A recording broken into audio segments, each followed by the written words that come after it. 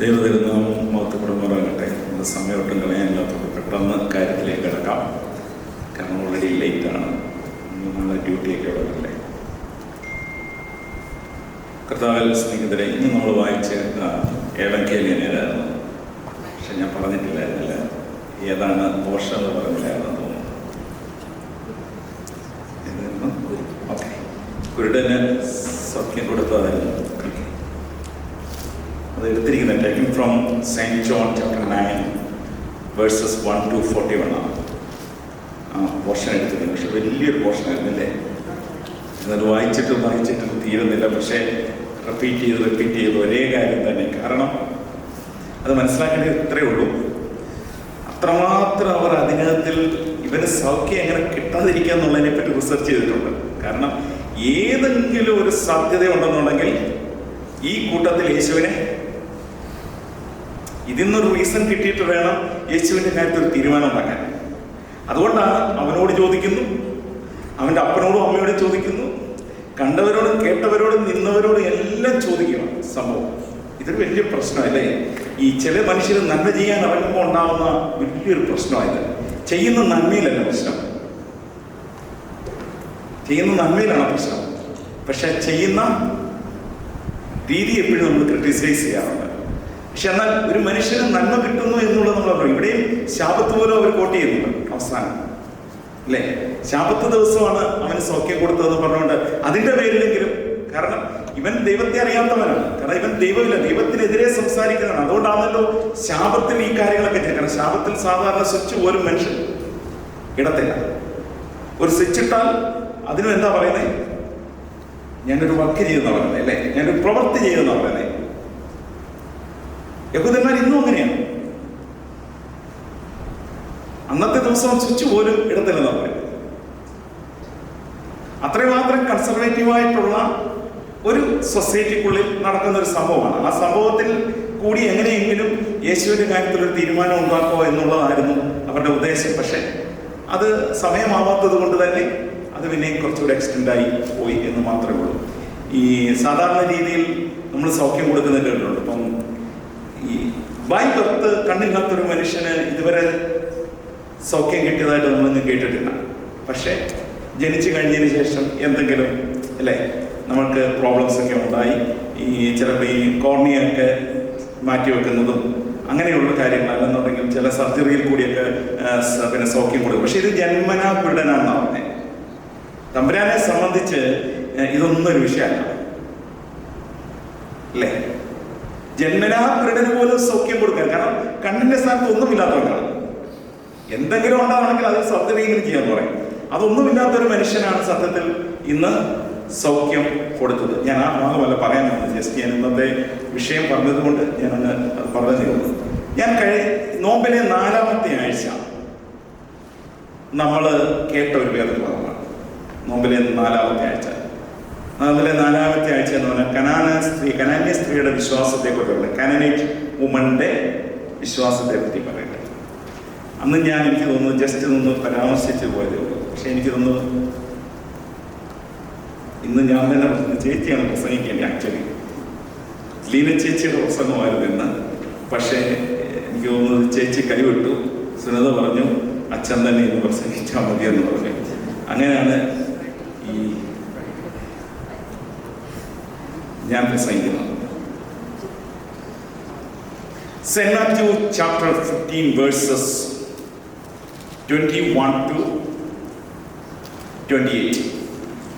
അതായത് 15-ാം അധ്യായം Matthew chapter 15 verses 21 to 28.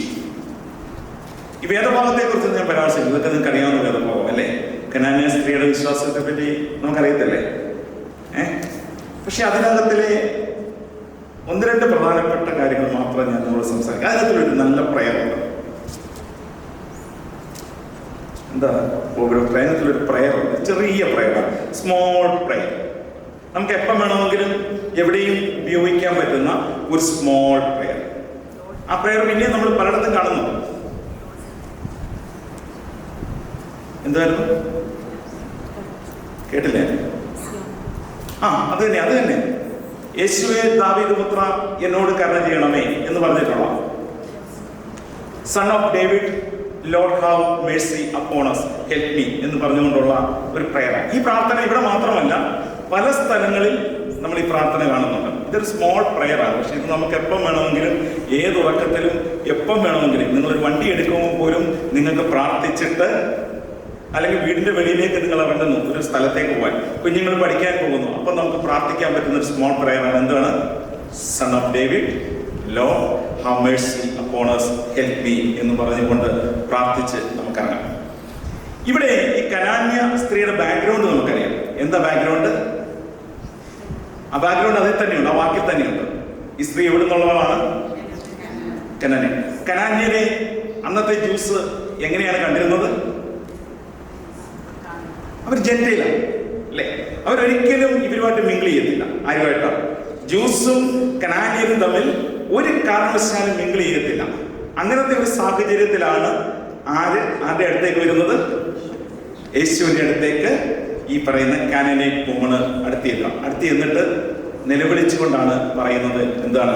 യേശുവേ ദാവീദ് പുത്ര എന്നോട് കരുണ. അതിനകത്ത് പ്രത്യേകം ചേർത്ത് പറയുന്ന വാക്ക് നിലവിളിച്ചുകൊണ്ടാണ് അല്ലേ? അവളുടെ പ്രാർത്ഥനയുടെ സ്വരം എങ്ങനെയുള്ളതായിരുന്നു? അട്ടഹസിച്ചോ അല്ലെന്നുണ്ടെങ്കിൽ ഒരു ഹാപ്പി മൂഡിലോ ഒന്നും അല്ലായിരുന്നു. അവളുടെ പ്രാർത്ഥനയുടെ അപ്പോഴത്തെ സ്വരം എന്തായിരുന്നു? നിലവിളിയുടെ സ്വരമായിരുന്നു. ഇത് നമ്മൾ ഫേസ് ചെയ്തിട്ടുണ്ടോ ചിലപ്പോൾ ചില സാഹചര്യങ്ങളിൽ? നിലവിളിയുടെ സ്വരം. ശക്തിക്കപ്പുറമായ പരീക്ഷണങ്ങൾ ഉണ്ടാവുക, അതുമല്ലാന്നുണ്ടെങ്കിൽ എന്റെ കയ്യിൽ നിൽക്കാത്ത ഒരു വിഷയം ഉണ്ടാകുമ്പോൾ നമ്മുടെ സ്വരം മാറും പ്രാർത്ഥനയിലെ. സത്യമല്ലേ? നമ്മുടെ കൺട്രോളിലോ നമ്മുടെ ശക്തിക്കോ അതിനെ നേരിടുവാൻ തക്കവണ്ണം നമ്മളെ കൊണ്ട് സാധിച്ചില്ലെന്നുണ്ടെങ്കിൽ നമ്മൾ എന്ത് ചെയ്യും? നമ്മുടെ പ്രാർത്ഥനയുടെ സ്വരം നോർമലി മാറും. ജോലി ഇല്ലാത്തവൻ കുറെ കഷ്ടപ്പെട്ട് കഴിയുമ്പോൾ എന്തുണ്ടാവും? ഒരു നിലവിളിയുടെ സ്വരം, അതുവരെ പ്രാർത്ഥിച്ച സ്വരം. രോഗം വന്നിട്ട് രോഗം മാറിയില്ലെന്നുണ്ടെങ്കിൽ പിന്നെ നമ്മൾ അതിനുവേണ്ടി പ്രാർത്ഥിക്കുന്നത് എങ്ങനെയാണ്? നിലവിളിച്ചുകൊണ്ടാണ്, കരഞ്ഞുകൊണ്ടാണ്. അല്ലെങ്കിൽ ഫാമിലിയിൽ നമുക്ക് തടുക്കാൻ പറ്റാത്ത എന്തെങ്കിലും ഒരു പ്രശ്നങ്ങൾ ഉണ്ടായാൽ നമ്മൾ ആദ്യമൊക്കെ സൈലന്റ് ആയിട്ട് പ്രാർത്ഥിക്കും, രഹസ്യമായിട്ട് പ്രാർത്ഥിക്കും, പിന്നെ ചിലപ്പോൾ നെഞ്ചത്തടിച്ച് നമ്മൾ പ്രാർത്ഥിക്കും. ഈ സ്ത്രീയുടെ അവസ്ഥ എന്ന് പറയുന്നത് അതായിരുന്നു അല്ലെ? ആ സ്ത്രീ എങ്ങനെയാണ് പ്രാർത്ഥിച്ചെന്ന് പറഞ്ഞേ? യേശുവിന്റെ പിന്നാലെ നിലവിളിച്ചുകൊണ്ട് ചെന്നുകൊണ്ട് എന്ന് പറയുന്നത്, യേശുവേ ദാവീദ് പുത്ര എന്നോട് കരുണ ചെയ്യണമേ. എന്നിട്ട് യേശു തമ്പുരാൻ അവളുടെ നിലവിളി കേട്ടോ കേട്ടില്ലയോ? ഓരോരുത്തർ ബൈബിൾ കയ്യിലോട്ട് ചുമ്മാ നോക്കിക്കും. കേട്ടില്ല. അത്രയും നിലവിളിച്ച് തമ്പുരാന്റെ പുറകെ ഈ കനാന്യ സ്ത്രീ ചെന്നിട്ട് പോലും അവളുടെ പ്രാർത്ഥന തമ്പുരാൻ കേട്ടിട്ടില്ല. അവിടെ സൈലന്റ് ആയിരുന്നു തമ്പുരാൻ. അങ്ങനല്ലേ പറയുന്നത്? അവിടെ സൈലന്റ് ആയിരുന്നു. സൈലന്റ് ആണെന്ന് പറഞ്ഞാൽ ഇത് നമ്മൾ ഫേസ് ചെയ്തിട്ടുള്ളത്. ചിലപ്പോൾ നമ്മൾ ദിവസങ്ങൾ പ്രാർത്ഥിക്കും, ആഴ്ചകൾ പ്രാർത്ഥിക്കും, മാസങ്ങൾ പ്രാർത്ഥിക്കും, നീണ്ട വർഷങ്ങൾ പ്രാർത്ഥിച്ചാലും ചില വിഷയങ്ങൾക്ക് തമ്പുരാന്റെ മറുപടി ബ്ലാങ്ക് ആയിരുന്നു, സൈലന്റ്. തമ്പുരാൻ ആ വിഷയത്തിൽ ചിലപ്പോൾ പ്രത്യേകിച്ച് ഒരു മറുപടി നമുക്ക് നൽകത്തില്ല. അത് കഴിഞ്ഞിട്ട് സ്ത്രീ വീണ്ടും നിലവിളിച്ച് തമ്പുരാന്റെ പുറകെ ചെല്ലുമ്പോൾ അവിടെ ആകപ്പാടെ ഒരു അസ്വസ്ഥത. ഇപ്പൊ പള്ളിക്കകത്തിൽ നമ്മൾ ആരാധന നടത്തിക്കൊണ്ടിരിക്കുമ്പോൾ ഒരു മനുഷ്യൻ വന്നിട്ട് നിലവിളിച്ച് പ്രാർത്ഥിക്കാമെന്ന് വിചാരിക്കുക. നമ്മൾ ആരാധന വളരെ ഭക്തിപൂർവ്വം കൊയർ വളരെ ബ്യൂട്ടിഫുൾ ആയിട്ട് പാടുന്നു, മക്കളായുള്ളവര് വളരെ അച്ഛനെ അസിസ്റ്റ് ചെയ്യുന്നു, നിങ്ങളെല്ലാം ഭയഭക്തിയോടുകൂടി നിന്ന് പ്രാർത്ഥിക്കുമ്പോൾ ഒരു മനുഷ്യൻ ആ പ്രധാനപ്പെട്ട വാതിൽ കൂടി ഉള്ളിൽ കയറി വന്നിട്ട് മുട്ടുകുത്തി നിലവിളിച്ച് തമ്പുരാനോട് കരഞ്ഞ് പ്രാർത്ഥിക്കുന്നത് നിങ്ങൾ കേൾക്കുന്നുണ്ട്. അങ്ങനെ കേൾക്കുമ്പോൾ നിങ്ങൾ എന്ത് ചെയ്യും? സാധാരണ രീതിയിൽ അവനെ ആദ്യം ഒന്ന് ആശ്വസിപ്പിക്കാൻ നോക്കുമായിരിക്കും അല്ലേ? കൈയൊന്ന് തട്ടും. ചിലപ്പോൾ അത് കഴിയുമ്പോൾ നമ്മൾ എന്ത് ചെയ്യും? ആരാധന നടക്കുകയാണ്, ഒരല്പം സൗണ്ട് നമ്മൾ പറയത്തില്ലേ, ഒരല്പം സൗണ്ട്. പിന്നെ ഇവർ നിലവിളിക്കുകയാണെന്നുണ്ടെങ്കിൽ പറയും കുറച്ചുകൂടെ അല്പം ഒന്ന് വെയിറ്റ് ചെയ്തിട്ട് നമുക്ക് അല്ലേ ആരാധനയെ തടസ്സപ്പെടുത്തുന്ന പറയും. ഇങ്ങനെ തടസ്സപ്പെടുത്തിക്കൊണ്ടിരിക്കുക ഈ സ്ത്രീ. കർത്താവും ശിഷ്യന്മാരും അവിടെയുള്ള ജനങ്ങളുമൊക്കെ ഒരുമിച്ച് ഇങ്ങനെ യാത്ര ചെയ്യുന്ന സമയത്ത് ഈ സ്ത്രീ ഇവരെ ഇങ്ങനെ ഡിസ്റ്റർബ് ചെയ്തുകൊണ്ടിരിക്കുക. പുറകെ ചെന്നിട്ട് വീണ്ടും വീണ്ടും നിലവിളിച്ചുകൊണ്ടിരിക്കുക. അപ്പോൾ ശിഷ്യന്മാര് കർത്താവിന്റെ അടുത്ത് നിന്നിട്ട് പറയുക, ഈ സ്ത്രീയെ നീ ഒന്ന് സമാധാനിപ്പിച്ച് പിരിച്ചുവിടണമേ. ഈ സ്ത്രീ എന്ത് ചെയ്യണമെന്ന് പറഞ്ഞേ? സമാധാനിപ്പിച്ച് പിരിച്ചുവിടണം. അവിടെ യേശുവിന് എന്ത് മറുപടിയാണ് കൊടുക്കുന്നത് ശിഷ്യന്മാർക്ക്? ഞാൻ വന്നിരിക്കുന്നത് ആരുടെ ഗ്രഹത്തിലേക്കാണ്? ഇസ്രായേൽ ജനതയുടെ ഗ്രഹത്തിലേക്കാണ് ഞാൻ വന്നിരിക്കുന്നത്. അവരുടെ രക്ഷയ്ക്ക് വേണ്ടിയാണ് ഞാൻ വന്നിരിക്കുന്നത്. അല്ലാതെ അവിടെ ഇവിടേക്ക് നടക്കുന്ന അന്യജാതികൾക്ക് വേണ്ടിയോ വിജാതികൾക്ക് വേണ്ടിയോ ഒന്നുമല്ല. കർത്താവ് സത്യം പറയെങ്കിൽ എന്തുദ്ദേശിച്ചിലേക്ക് അങ്ങനെ ഒരു കമന്റ് പറഞ്ഞത്? സത്യം പറയും, കർത്താവ് അതിനാണ് വന്നത്. കർത്താവിന്റെ ജനനം എന്ന് പറഞ്ഞാൽ നമുക്കറിയത്തില്ല എന്തിനു വേണ്ടിയാ. സർവ്വജനത്തിനുമുള്ള ഒരു മഹാസന്തോഷം ഞങ്ങൾ നിങ്ങളെ അറിയിക്കുന്നെന്ന് പറഞ്ഞുകൊണ്ടാണ് പ്രവചനങ്ങൾ. അങ്ങനെയുള്ള സാഹചര്യത്തിൽ കർത്താവ് പറയാണ്, ഞാൻ വന്നത് എടി നിനക്ക് വേണ്ടിയല്ല, പകരം ആർക്ക് വേണ്ടിയാണ്? ഇസ്രായേൽ മക്കളുടെ രക്ഷയ്ക്ക് വേണ്ടിയാണ്, അവരുടെ സംരക്ഷണയ്ക്ക് വേണ്ടി, അവരെ ഗൈഡ് ചെയ്യാനാണ് ഞാൻ വന്നിരിക്കുന്നതെന്ന് പറഞ്ഞാൽ സത്യം പറയാലോ, നമ്മളോടാണ് കർത്താവ് ഇത് പറയുന്നതെങ്കിൽ തകർന്നു പോകത്തില്ലേ? എടാ, എനിക്ക് എന്റെ ശക്തിക്കപ്പുറമായ ഒരു പ്രയാസവുമായിട്ട് തമ്പുരാന്റെ അടുത്ത് പ്രാർത്ഥിക്കാൻ ചെല്ലുന്ന സമയത്ത് എന്നോട് എന്റെ കർത്താവ് പറയുക, ഞാൻ നിനക്ക് വേണ്ടിയല്ല വന്നിരിക്കുന്നത്, ഞാൻ വന്നിരിക്കുന്നത് കത്തോലിക്ക സഭയ്ക്ക് വേണ്ടിയാണ് പറഞ്ഞത്. നമ്മുടെ അവസ്ഥ ഒന്ന് ആലോചിച്ച് നോക്കി. ഇല്ല, ഞാൻ വന്നിരിക്കുന്നത് പെന്തിക്കോസ്തുകാരന് വേണ്ടി, അല്ലെങ്കിൽ പാത്രിക്കീസുകാർക്ക് വേണ്ടി, അല്ലെങ്കിൽ മർത്തോമക്കാർക്ക് വേണ്ടിയാണ്, അല്ല നിനക്ക് വേണ്ടിയല്ല എന്ന് പറഞ്ഞാൽ നമ്മുടെ റിയാക്ഷൻ എന്തായിരിക്കും? നമുക്കവിടെ ഒന്നും പ്രതികരിക്കാൻ പറ്റില്ലെങ്കിൽ നമ്മൾ തകർന്നു പോകും, ഇല്ലേ? അതായത് ഈ സ്ത്രീയെ സംബന്ധിച്ച് തമ്പുരാൻ എന്ന് പറഞ്ഞാൽ നമുക്ക് എന്താണ്? നമുക്കെന്താ സത്യം പറയാം? നമ്മുടെ അവസാനത്തെ ഹോപ്പാണോ തമ്പുരാൻ? ആണോ? അങ്ങനെയാണെന്ന് ചില സമയത്ത് നിങ്ങൾ തമ്പുരാനെ എടുത്ത് ഉള്ളിൽ നിന്ന് വെളിവെക്കത്തില്ലേ? നമ്മുടെ സൗകര്യം അനുസരിച്ചിട്ട് തമ്പുരാനെ എടുത്ത് അകത്ത് വെക്കും. നമുക്ക് എന്തെങ്കിലും അസൗകര്യമുണ്ട് എന്നുണ്ടെങ്കിൽ നമ്മൾ ആദ്യം എടുത്ത് മാറ്റി വെക്കുന്ന ആരെയാണ്? സത്യമല്ല? അപ്പോഴല്ലേ നമ്മൾ പാപം ചെയ്യുന്നത്. എന്റെ ഉള്ളിന്റെ ഉള്ളിൽ 365 ദിവസവും 24/7 ദൈവത്തെ കുറിച്ചുള്ള ചിന്ത മാത്രമേ ഉള്ളെന്നുണ്ടെങ്കിൽ മനുഷ്യൻ പാപം ചെയ്യുമോ? ഇല്ലയോ? പാപം ചെയ്യത്തില്ല. പാപം ചെയ്യുമ്പോൾ നമ്മൾ സാധാരണ രീതിയിൽ എന്ത് ചെയ്യും? ഉള്ളിലിരിക്കുന്ന തമ്പുരാനെ എടുത്ത് ഒരല്പ സമയത്തേക്ക് ഡെലിബറേറ്റ്ലി നമ്മൾ എടുത്ത് മാറ്റി അപ്പുറത്തേക്ക് പോകും. അത് കഴിഞ്ഞിട്ടായിരിക്കും നമ്മൾ നമ്മുടെ പ്രവർത്തികളൊക്കെ വേണ്ട കുൽസിത പ്രവർത്തികളൊക്കെ നമ്മൾ ഇങ്ങോട്ട് ചെയ്യാൻ പറ്റുന്നതൊക്കെ നമ്മൾ ചെയ്യുന്നത്.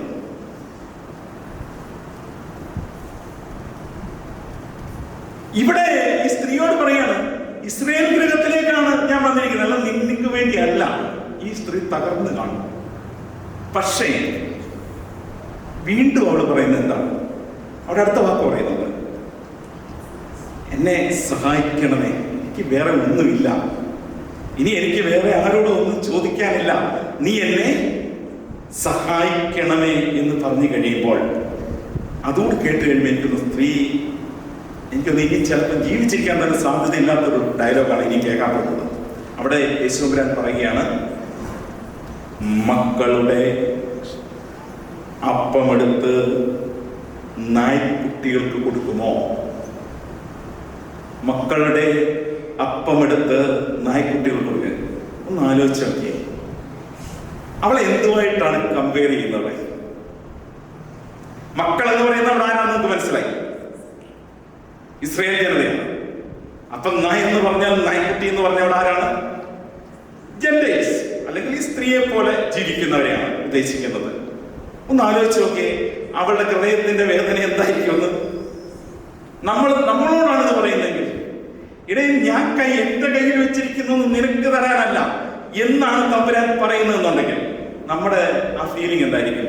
ഒന്നുകിൽ സഭ കിട്ടും, അല്ലെങ്കിൽ അച്ഛനെ 2 പള്ളു പറയും, അല്ലെങ്കിൽ ഇത് എസ്കലേറ്റ് ചെയ്യാൻ പറ്റുന്ന എവിടെയൊക്കെയാണോ നമ്മൾ ഇത് എസ്കലേറ്റ് ചെയ്യും. ഏതാ ഈ വിഷയം? പക്ഷേ ഈ സ്ത്രീ ഇതൊന്നും ചെയ്യാൻ പോകുന്നില്ല. സ്ത്രീ അതിന് തക്കതായ ഒരു മറുപടി തിരിച്ചു കൊടുക്കുന്നുണ്ട്. ആ മറുപടി എന്താണ്?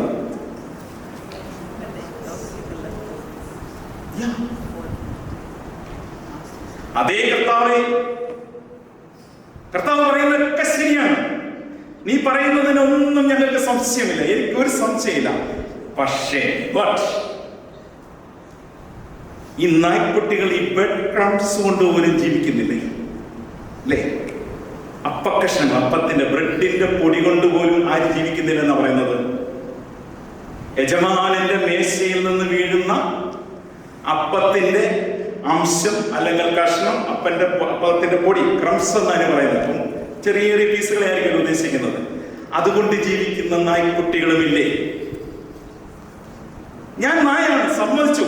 ഞങ്ങൾ ജീവിക്കുന്നത് എങ്ങനെയാണ്? ഞങ്ങൾ ജീവിക്കുന്നത് ഇത്രയും വലിയ ധനവാന്മാരായിട്ടുള്ള മനുഷ്യരുടെ മേശയിൽ നിന്ന് വീഴുന്ന അപ്പക്കഷ്ണങ്ങൾ തൂത്തുവാരി ക്ലീൻ ചെയ്ത് വെളിയിൽ കളയുമ്പോൾ അത് തിന്നുന്ന ജീവിക്കുന്നവരാ ഞങ്ങൾ. ഇത് നമ്മൾ പിന്നെയും വേറെ സ്ഥലത്ത് കണ്ടിട്ടുണ്ട്. ലാസറിന്റെയും ധനവാന്റെയും ഉപമയ്ക്ക്. ലാസർ എന്തിനാ ആ ധനവാന്റെ വീടിന്റെ പടിക്കെട്ടി പോയി കിടന്നത്? ഇതിനു വേണ്ടിയാ. ഒരു നേരത്തെ ഭക്ഷണം, അതായത് ഭക്ഷണം കിട്ടാനൊന്നും പോകുന്നില്ല. അവിടെ ഇപ്പം ബിരിയാണിയും അല്ലെങ്കിൽ ചോറും നെയ്ച്ചോറോ ചപ്പാത്തിയോ ഇതൊന്നും ഇല്ലല്ലോ, ബ്രെഡ് മാത്രമേ ഉള്ളൂ. പ്രത്യേകിച്ച് ഈ ഒരു ഇസ്രയേലിന്റെ ഒരു പശ്ചാത്തലത്തിലുള്ള ഫുഡ് എന്ന് പറയുന്നത് അവിടെ ആകെ കിട്ടുന്ന സാധനം ഉണങ്ങിയ ബ്രെഡ് അല്ലാതെ വേറെ ഒരു സാധനം ഇതിലില്ല.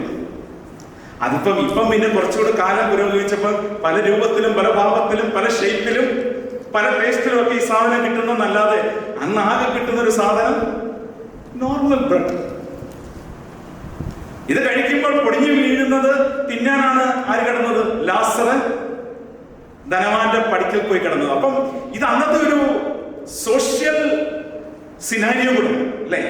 ഒരു അന്നത്തെ ഒരു സാമൂഹ്യ പശ്ചാത്തലം എന്ന് പറയുന്നത് ഈ പറയുന്ന മനുഷ്യർക്കൊന്നും അത്രമാത്രം ഭക്ഷണം കഴിക്കാൻ പറ്റുന്ന സാഹചര്യം ഉണ്ടെന്ന് നമുക്ക് വിശ്വസിക്കാൻ പറ്റില്ല.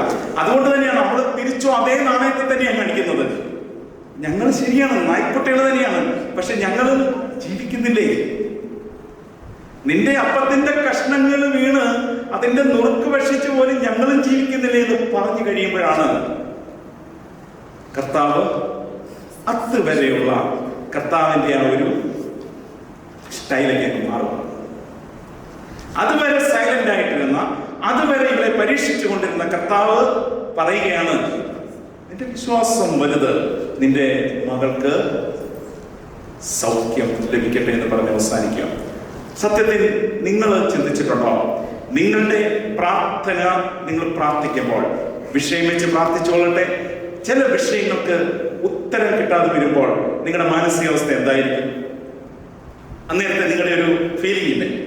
എന്തായിരിക്കും?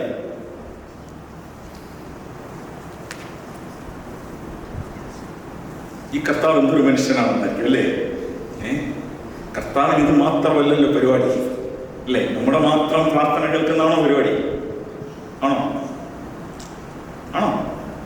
അല്ല, നമ്മളെ പോലെ ഒത്തിരി പേരുടെ പ്രാർത്ഥനയുണ്ടോ? പക്ഷേ അതിനകത്തിൽ എനിക്ക് തോന്നുന്നത് ചില ക്രൈറ്റീരിയാസ് ഒക്കെ തമ്പുരാൻ വെച്ചിട്ടുണ്ടോ? കേൾക്കേണ്ട പ്രാർത്ഥന ഏതാണ്, കേൾക്കേണ്ടാത്ത പ്രാർത്ഥന ഏതാണ്, ഇനിയും ഇവന്റെ പ്രാർത്ഥന അല്പം കൂടി ശരിയാവാനുണ്ടോ എന്നൊക്കെ ഒരു പക്ഷേ തമ്പുരാൻ അവിടെ നിന്ന് അളക്കുന്നുണ്ടോ?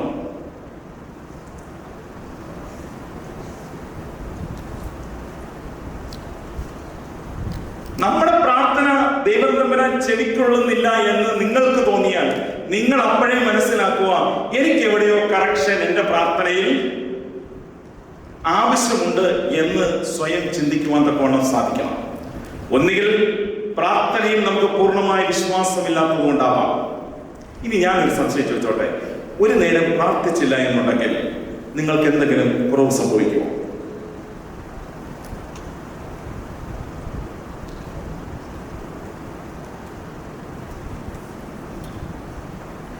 ഒരു നേരം നിങ്ങൾ പ്രാർത്ഥിച്ചില്ല എന്നുണ്ടെങ്കിൽ നിങ്ങൾക്ക് എന്തെങ്കിലും കുറവ് സംഭവിക്കുകയോ ഇല്ലയോ? ജെന്യുവൻ ക്വസ്റ്റ്യൻ ആണ് ഞാൻ ചോദിച്ചത്. ആത്മാർത്ഥമായ ആൻസറെ പറയാം. ഒരു ദിവസം നിങ്ങൾ പ്രാർത്ഥിച്ചില്ല എന്നുണ്ടെങ്കിൽ നിങ്ങൾക്ക് എന്തെങ്കിലും കുറവ് സംഭവിക്കുമോ ഇല്ലയോ? സംഭവിക്കും. സംഭവിക്കും.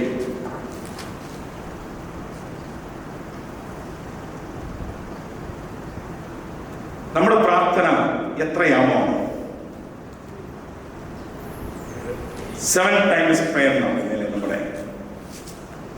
രാവിലെ 5 മണിക്ക് രാത്രി, 6 മണിക്ക് പ്രഭാതം, 7:30-ക്ക് 3 മണി, 12:30-ക്ക് 6 മണി, 3:30-ക്ക് 9 മണി, 6 മണിക്ക് സന്ധ്യ, 9 മണിക്ക് സിത്താര അല്ലെങ്കിൽ ശയന നമസ്കാരം എന്നാണ് പറയുന്നത്.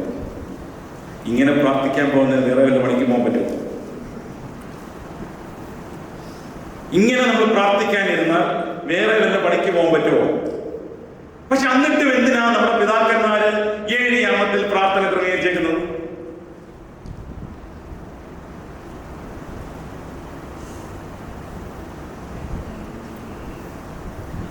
ഇപ്പൊ 1 പണിക്കും വേണ്ടെന്നാണോ ദൈവം തീരുമാനിച്ചത്?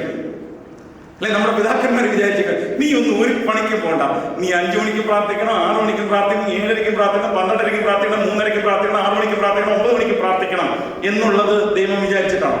അങ്ങനെയാണ് നിങ്ങൾ ഒരൊറ്റ ഷിഫ്റ്റ് പോലും നിങ്ങൾക്ക് എടുക്കാൻ പറ്റുന്നത്. കാരണം ഇതിനിടയ്ക്ക് പ്രാർത്ഥന കയറി വരും. അതുകൊണ്ടല്ല. ആക്ച്വലി ഈ പ്രാർത്ഥന ഉപയോഗിക്കുന്നവരാരാണ് ഇന്ന്? ആശ്രമങ്ങളിൽ അല്ലെങ്കിൽ സെമിനാരികളിൽ, അതുമല്ല എന്നുണ്ടെങ്കിൽ അങ്ങനെയുള്ള ഏതെങ്കിലും പിൽഗ്രീം സെന്ററുകളൊക്കെ വരുമല്ലോ, അങ്ങനെയുള്ള സ്ഥലങ്ങളിൽ, അരമനകൾ, ഇങ്ങനെയുള്ള സ്ഥലങ്ങളിൽ ഉണ്ട്. എന്തിനാണെന്ന് ചോദിച്ചു കഴിഞ്ഞാൽ മനുഷ്യൻ ഒരു നിമിഷം പോലും ദൈവത്തിന്റെ ചിന്തയില്ലാതെ ജീവിക്കാൻ പാടില്ല. അതിന്റെ റീസൺ അതാണ്. മനുഷ്യൻ ഒരു സെക്കൻഡ് പോലും ദൈവത്തിന്റെ ചിന്തയില്ലാതെ ജീവിക്കാൻ പാടില്ല എന്ന് പിതാക്കന്മാർക്ക് കാരണം 5 മണിക്ക് പ്രാർത്ഥിച്ചു, 6 മണിക്ക് 7:30-ക്ക് പ്രാർത്ഥിച്ചു കഴിഞ്ഞ് പിന്നെ അവനവന്റെ ബ്രേക്ക്ഫാസ്റ്റും കഴിഞ്ഞ് കുളിയും നനയും കഴിയുമ്പോഴത്തേനും മകളട്ടറിയാണ്. കാരണം പാപത്തെ പറ്റി ചിന്തിക്കാൻ പോലും ഇവന് സമയം കിട്ടത്തില്ല, ഗ്യാപ്പില്ല. ഇത് കഴിയുമ്പോഴത്തേനും ഉച്ചയ്ക്ക് ഭക്ഷണം കഴിക്കും. ഭക്ഷണം കഴിച്ചു കഴിഞ്ഞ് വീണ്ടും ഭക്ഷണം കഴിച്ച് ഒന്ന് കണ്ണടയ്ക്കുന്നതിന് മുമ്പ് തന്നെ 3:30-ക്ക് ബെല്ലടിക്കും പ്രാർത്ഥിക്കാൻ. 3:30-ക്ക് എന്നാ ഈ കാര്യങ്ങളൊക്കെ ഒന്ന് ചെയ്ത് വന്ന് കയറി ഒരു കാപ്പിയും കുടിച്ചിട്ട് ഗ്രൗണ്ടിൽ പോയി സെമിനാറിലാണെങ്കിൽ ഒന്ന് കളിച്ച് ഒന്ന് വരുമ്പോഴത്തേന് കുളിക്കാൻ സമയം 5 മണിക്ക്. കുളിച്ച് കഴിഞ്ഞാൽ വീണ്ടും 6 മണിക്ക് എവിടെ കയറണം? ചാപ്പലിൽ കയറണം. 6 മണിക്ക് ചാപ്പലിൽ കയറി പ്രാർത്ഥിച്ചു കഴിഞ്ഞ് കഴിഞ്ഞാൽ സ്റ്റഡി അവറാണ്. സ്റ്റഡി അവർ 8 മണിക്ക് കഴിഞ്ഞ് കഴിഞ്ഞാൽ 8 മണിക്ക് വീണ്ടും നമുക്ക് ഭക്ഷണം തരും. 8:30 ആകുമ്പോൾ ഭക്ഷണം കഴിയും. 8:30 മുതൽ 9 വരെ നടക്കാൻ പോകും. 9 മണിക്ക് വീണ്ടും ചാപ്പലിൽ കയറി പ്രാർത്ഥന. പിന്നെ ഉറങ്ങുന്ന സമയത്ത് നമ്മൾ പാപം ചെയ്യത്തില്ലല്ലോ, കാരണം ഉറങ്ങിപ്പോത്തില്ല. അതിനെക്കുറിച്ച് ചിന്തിക്കാനുള്ള സമയം നമുക്ക് ഇല്ലാത്തത് കൊണ്ട് ഉറക്കത്തിൽ ഏതായാലും ആരും പാപം ചെയ്യത്തില്ല. ഒരു നേരം പ്രാർത്ഥന മുടക്കുന്നതല്ല ഇവിടെ വിഷയം. പിന്നെ എന്തിനാണ്? നിരന്തരം നിന്റെ കോൺഷ്യസ് മൈൻഡിലും അൺകോൺഷ്യസ് മൈൻഡിലും എന്തുണ്ടായിരിക്കണം? ദൈവത്തെ പറ്റിയുള്ള ചിന്ത ഉണ്ടായിരിക്കണം. ഞാൻ ആദ്യം നിന്നോട് ആ ചോദ്യം ചോദിച്ചപ്പോൾ അച്ഛൻ ഇത് എന്തിനാ ഈ ചോദ്യം ചോദിക്കുന്നത് മനസ്സിൽ തോന്നിയില്ലേ? ഒരു ദിവസം പ്രാർത്ഥിച്ച കുഴപ്പമില്ലെന്ന് ഞാൻ പറയാം. ഒരു ദിവസം പ്രാർത്ഥന മുടക്കുന്നതല്ല കാര്യം. നിരന്തരം 24 hours നിന്റെ കോൺഷ്യസ് മൈൻഡിലും അൺകോൺഷ്യസ് മൈൻഡിലും എന്തുണ്ടായിരിക്കണം? ദൈവത്തെ പറ്റിയുള്ള ചിന്ത ഉണ്ടായിരിക്കണം. അതിന് രാവിലെ പുസ്തകം എടുത്ത് പ്രാർത്ഥിക്കണം നിർബന്ധമൊന്നുമില്ല. രാവിലെ എഴുന്നേൽക്കുമ്പോൾ ആ ബെഡിൽ ഇരുന്നിട്ടാണെങ്കിലും നീ ആത്മാർത്ഥമായിട്ട് ദൈവത്തെ ഒരു 5-10 മിനിറ്റ് വിളിച്ചിട്ട് എഴുന്നേറ്റാൽ അതും പ്രാർത്ഥനയാണ്. ഈ പാമ്പാക്കുട നമസ്കാരം എടുത്തു കഴിഞ്ഞു കഴിഞ്ഞാൽ നമ്മുടെ പാമ്പാക്കുട നമസ്കാരമുണ്ട്. സത്യത്തിൽ നമ്മൾ അതങ്ങനെ കോമൺ ആയിട്ട് യൂസ് ചെയ്യുന്നതല്ല നിങ്ങൾ, പക്ഷെ സെമിനാറുകളിലും ആശ്രമങ്ങളിലും ഒക്കെ കോമൺ ആയിട്ട് യൂസ് ചെയ്യും. അതിനകത്തിൽ ഈ നമ്മൾ ഈ യാമപ്രാർത്ഥന കൂടാതെ ഈ അല്ലാതെ ചെറിയ ചെറിയ പ്രേയേഴ്സ് ഉണ്ട്. ഓരോ യാമത്തിലേക്ക് യാമം കഴിയുമ്പോൾ ഈ പ്രാർത്ഥനയോട് പ്രാർത്ഥിച്ചിട്ടാണ് എഴുന്നേറ്റ് പോകുന്നത്. ഓരോ യാമത്തിലേക്കും ഓരോ സങ്കീർത്തനം, അനുതാപത്തിന്റെ ഇപ്പം നിങ്ങൾക്ക് തന്നിട്ടില്ലേ? 7 സങ്കീർത്തനം വർത്തമാന സമാജത്തിൽ പഠിക്കാൻ തന്നിട്ടുണ്ടല്ലോ അനുതാപത്തിന്റെ. ആ 7 യാമങ്ങളിലായിട്ട് ഓരോ സങ്കീർത്തനം വീതം വായിക്കും. അങ്ങനെയാണ് അവിടെ ക്രമീകരിച്ചിരിക്കുന്നത്. സബ്ജക്റ്റ് പറഞ്ഞു ഞാൻ യാമപ്രാർത്ഥന എന്താ നമ്മൾ പറഞ്ഞു വന്നത്? എനിക്കറിയാം.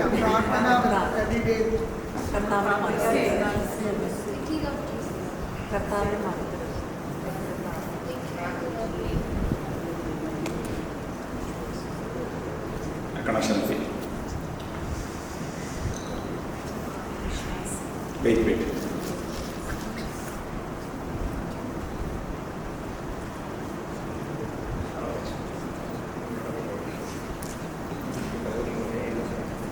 ഓരോ നിമിഷവും ഓരോ ദിവസവും ഉള്ളിന്റെ ഉള്ളിൽ ആരെക്കുറിച്ച് ചിന്തിക്കണമെന്ന് ഞാൻ പറഞ്ഞത്, ദൈവത്തെ കുറിച്ചുള്ള ചിന്തയാണ്. അത് രാവിലെ എഴുന്നേൽക്കുമ്പോഴും വേണം. പാമ്പാക്കുട നമസ്കാരം, അതാ ഞാൻ പറയാൻ വന്നത്. പാമ്പാക്കുട നമസ്കാരം എടുത്തു കഴിഞ്ഞു കഴിഞ്ഞാൽ ഇതിന്റെ അവസാനത്തെ പേരുകളിൽ നിന്ന് കുളിക്കുന്നതിന് മുമ്പ് ഒരു പ്രാർത്ഥന. യെസ്, ഇവിടെ പുസ്തകം ഉണ്ടെങ്കിൽ ഞാൻ എടുത്ത് കാണിക്കാം. എണ്ണ തേക്കുന്നതിന് മുമ്പുള്ളൊരു പ്രാർത്ഥന. യെസ്, ഞാൻ തമാശ പറഞ്ഞല്ല, നോട്ട് ജോക്കിംഗ്. ഈ പ്രാർത്ഥനകളെല്ലാം എന്തിനാണ് കൊടുക്കുന്നതെന്ന് ചോദിച്ചു കഴിഞ്ഞാൽ, ഈ പാമ്പാക്കുട നമസ്കാരം എന്ന് പറഞ്ഞാൽ അവരുടെ മാത്രം ഏരിയയിലെ നമസ്കാരമൊന്നുമില്ല. പാമ്പാക്കുട മൽപ്പന്മാരാണ് അതെല്ലാം ട്രാൻസ്ലേറ്റ് ചെയ്തിരിക്കുന്നത്. അതുകൊണ്ട് ഈ പാമ്പാക്കുട നമസ്കാരം നമ്മൾ പറയുന്നതേ ഉള്ളൂ. നിങ്ങൾ വിചാരിക്കരുത് അല്ലിച്ചാന്റെ മുഖത്ത് നോക്കരുത് ആ ഏരിയ എന്നുള്ള പ്രാർത്ഥനയാണ് എന്ന്. അങ്ങനെയല്ല, പാമ്പാക്കുട മൽപ്പാന്മാര് അത് yes yes it's A best prayer. നിങ്ങൾക്ക് വീട്ടിൽ വെച്ച് നിങ്ങൾ പരിമലയൊക്കെ നാട്ടിൽ പോവാണെന്നുണ്ടെങ്കിൽ ചുമ്മാ, പക്ഷെ മലയാളമാണ് കേട്ടോ, അതിന്റെ ഇംഗ്ലീഷ് ട്രാൻസ്ലേഷൻ ഉണ്ടോന്ന് എനിക്ക്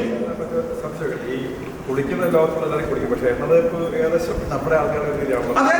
ആ പ്രാർത്ഥനയിൽ അത് എഴുതി വെച്ചിട്ടുണ്ട്, എണ്ണ തേക്കുമ്പോൾ ഉപയോഗിക്കേണ്ട പ്രാർത്ഥന, ഇനി പ്രസവത്തിന് കൊണ്ടുവിടുമ്പോഴുള്ള പ്രാർത്ഥന, പ്രസവിക്ക് തിരിച്ചു വരുമ്പോഴുള്ള പ്രാർത്ഥന, ഇങ്ങനെ കുറെ പ്രാർത്ഥനകൾ അതിൻ്റെ ഉണ്ട്. ഞാനിത് പറയാൻ കാരണം എന്താന്ന് ചോദിച്ചു കഴിഞ്ഞാൽ, ഒരു നേരത്തെ പ്രാർത്ഥന മുടക്കുന്നതല്ല കാര്യം. പകരം നിന്റെ ഊണിലും ഉറക്കത്തിലും ആരെക്കുറിച്ചുള്ള ചിന്ത ഉള്ളിന്റെ ഉള്ളിൽ ഉണ്ടാവണമെന്ന് പറഞ്ഞേ, ദൈവചിന്ത ഉണ്ടാകണം. പക്ഷെ ദൈവചിന്ത ഒരു മനുഷ്യന്റെ ഉള്ളിൽ സ്ഥിരമായിട്ട് നിൽക്കണമെന്നുണ്ടെങ്കിൽ എന്ത് വേണം? ദൈവഭയം വേണം. എനിക്കുള്ളിന്റെ ഉള്ളിൽ ഭയം ഉണ്ടാവണം. ദൈവമേ, ഞാൻ ഇന്നൊരു നേരം എന്റെ ദൈവത്തോട് വിളിച്ചില്ലെന്നുണ്ടെങ്കിൽ എന്റെ ദൈവം എന്നോട്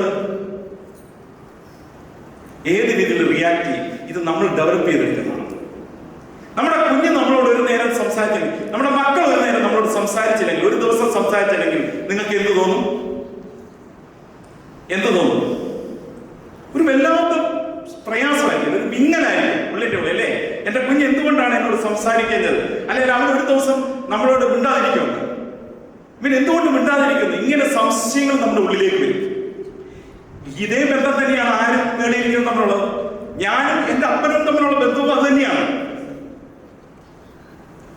ഞാനും എന്റെ അപ്പനും തമ്മിലുള്ള ബന്ധം എന്ന് പറയുന്നത് എന്താണ്? ഒരു നിമിഷം പോലും, ഒരു മിനിറ്റ്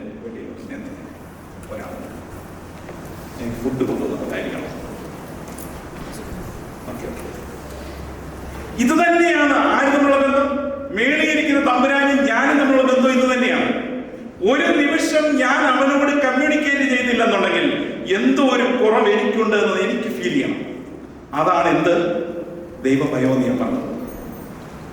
ഗോഡ് ഫിയർനെസ് എന്ന് പറഞ്ഞാൽ ദൈവത്തെ ഭയപ്പെടുന്ന തലമുറ ഇല്ലാതെ പോകുമ്പോഴാണ് എന്തുണ്ടാവുന്നത്? എല്ലാ പ്രശ്നങ്ങളുടെയും തുടക്കം. ഞാനിവിടെ അവസാനിപ്പിച്ചോട്ടെ. ദൈവം അനുഗ്രഹിക്കട്ടെ.